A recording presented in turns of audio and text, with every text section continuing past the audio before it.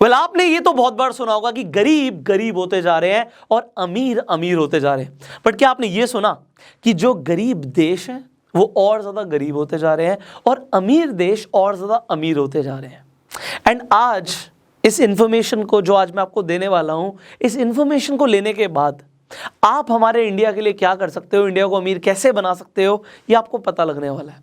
तो इन्फॉर्मेशन आपके बहुत ज़्यादा काम की, क्योंकि आप पहले अमीर बनेंगे फिर इंडिया अमीर बनेगा। तो देश गरीब क्यों होते जा रहे हैं और हमारा देश कैसे अमीर बन सकता है, इसके ऊपर हम बात करने वाले हैं। बट उससे पहले आप इस पिक्चर को देखिए। ये एक ऐसे देश की पिक्चर है जहाँ पर भूखमरी थी, लोग मर रहे थे, दवाइयाँ नहीं थी, मेडिकल फैसिलिटीज़ नहीं थी, लोगों के पास रहने के लिए घर नहीं था। पर आज कुछ दशकों के बाद उस देश की तस्वीर कुछ ऐसी है। जी हाँ, मैं सिंगापुर की बात कर रहा हूँ। ये सिंगापुर को आप देख रहे हैं ना, इतना सुंदर लग रहा है, ये इतना सुंदर था नहीं। फिर ऐसा क्या हुआ इस देश में जिससे देश इतना ज़्यादा प्रॉस्पेरस हो गया, हम बात करेंगे इसके बारे में। यहाँ पर देखिए, वर्ल्ड वॉर के बाद जापान की हालत कुछ ऐसी थी, लोगों के पास पैसा नहीं था, बर्बाद हो गया था देश पूरा का पूरा। बट उसके बाद ऐसा क्या हुआ कि जापान आज एक सुपर पावर बन चुका है। आज कुछ ऐसा लगता है जापान, ऐसा क्या हुआ? क्या इंडिया के साथ भी ऐसा हुआ? The answer is no, not that much, इतना नहीं हुआ। तो आज जो हम डिस्कस करने वाले हैं ना, ये आपके बहुत ज़्यादा काम का है। जब इस वर्ल्ड को हम देखते हैं, मुझे नहीं पता आपको क्या दिखता है, मुझे बहुत अच्छी फीलिंग आती है। मुझे लगता है इतनी बड़ी है हमारी दुनिया और हम बहुत छोटी सी जगह पे रह रहे हैं, इंडिया के अंदर बहुत छोटी सी जगह पे हम यहाँ पे रह रहे हैं। पर अब जब इस पूरी दुनिया की बात करते हैं, कितने लोग इस पूरी दुनिया में रहते हैं? 790 करोड़ लोग तकरीबन। अब 790 करोड़ लोग इस पूरी दुनिया में रहते हैं। और जब हम इंडिया की बात करते हैं और हमारे साथ चाइना की हम बात करते हैं, आपको पता है इंडिया और चाइना को अगर हम कंबाइन कर दें, तकरीबन 140 करोड़ लोग यहाँ के और 140 करोड़ लोग ही यहाँ के। ये मैं अपर हैंड पे फिगर क्यों ले रहा हूँ? क्योंकि डेटा काफ़ी टाइम से अपडेट नहीं हुआ है, पॉपुलेशन दबा के बढ़ रही है, घर में लोग, अब आप समझ सकते हो 280 करोड़ लोग हो गए यहाँ पे। तकरीबन पूरी दुनिया का 1/3 पॉपुलेशन इन 2 कंट्रीज़ में रह रही है। बट अब इस पॉपुलेशन से आपका क्या मतलब है? देखो, जिस देश में जितनी ज़्यादा आबादी होगी, उन देश के लोगों को उतनी ज़्यादा चीज़ों की ज़रूरत होगी।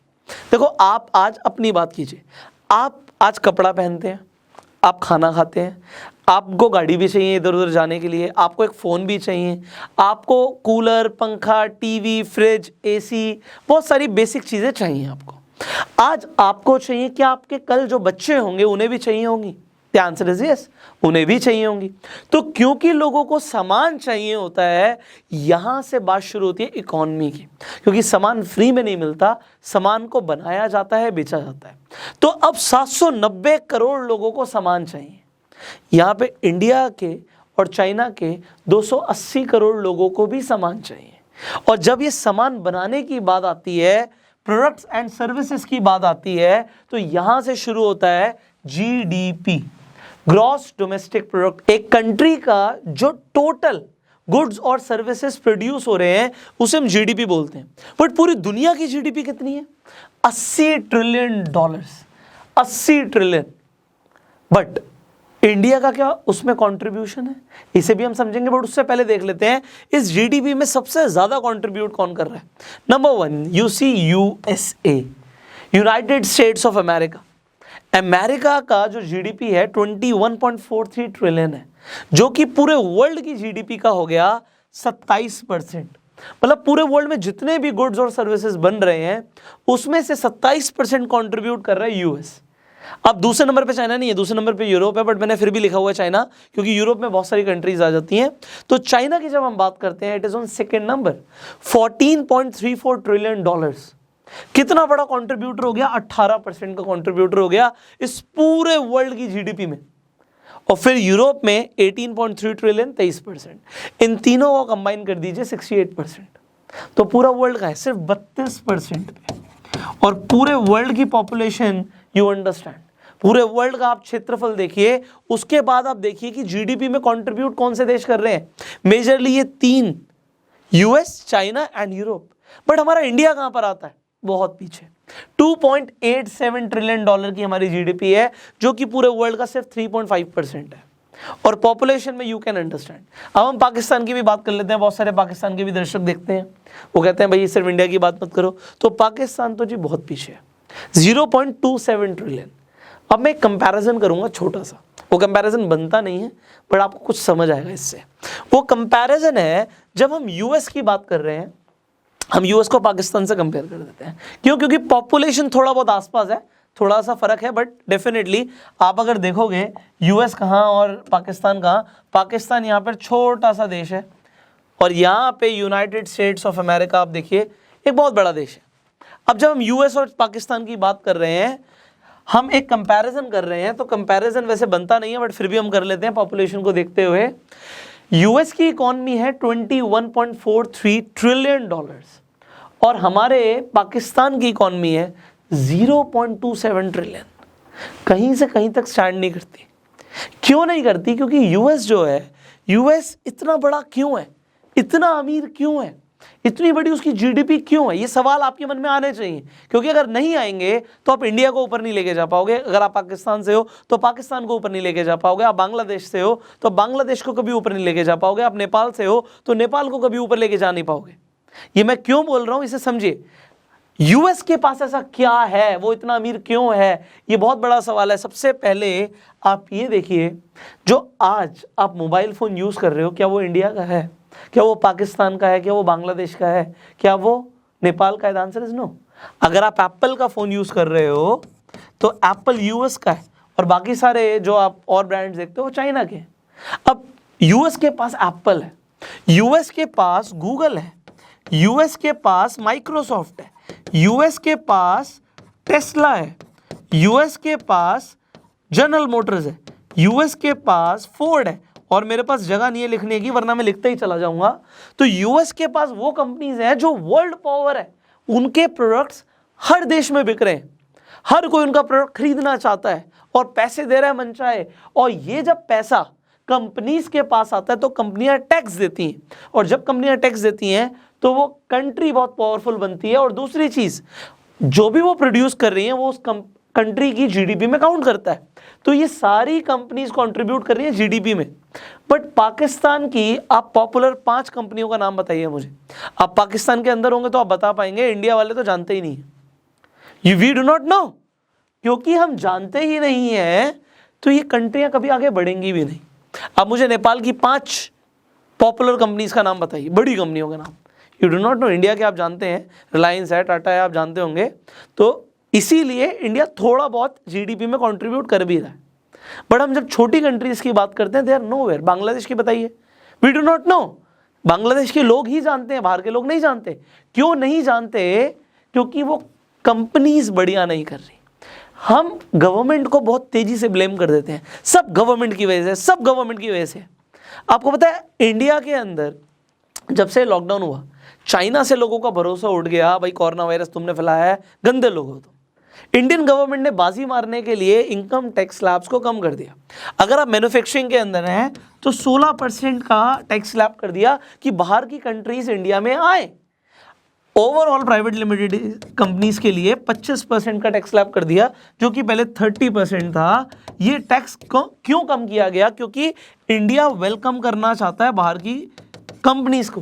बट जब बाहर की कंपनीज इंडिया में आएंगी, चलो रोजगार देंगी, सेटअप करेंगी, थोड़ा बहुत टाइम के लिए वो बढ़िया है, बट वो कंपनी जो है वो बाहर की है, वो बाहर की कंपनी है। अगर आप एप्पल को बुला रहे हो, आप गूगल को बुला रहे हो, ठीक है, आपके पास फॉरेन डायरेक्ट इन्वेस्टमेंट एफडीआई आएगा, बट ये थोड़े टाइम के लिए ही है।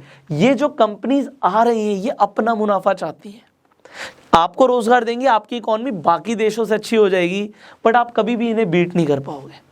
आप कभी यूएस से आगे निकल ही नहीं सकते, कोई कंपैरिजन ही नहीं है, कोई कंपैरिजन ही नहीं है चाइना और इंडिया का। पॉपुलेशन बराबर है बट फिर भी कंपैरिजन नहीं है। क्यों नहीं हो रहा?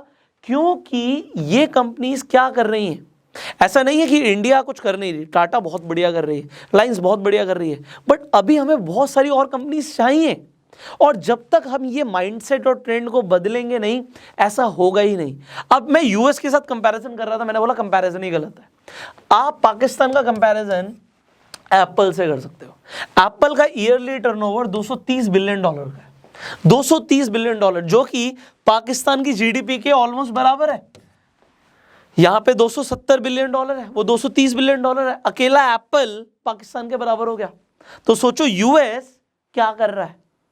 और ये कंपनीज अपने आप को आगे बढ़ाना चाहती हैं, पीछे लेकर जाना चाहती हैं, टर्नओवर बढ़ाना चाहती हैं या कम करना चाहती हैं, अपनी वैल्यूएशन बढ़ाना चाहती है, कम करना चाहती हैं।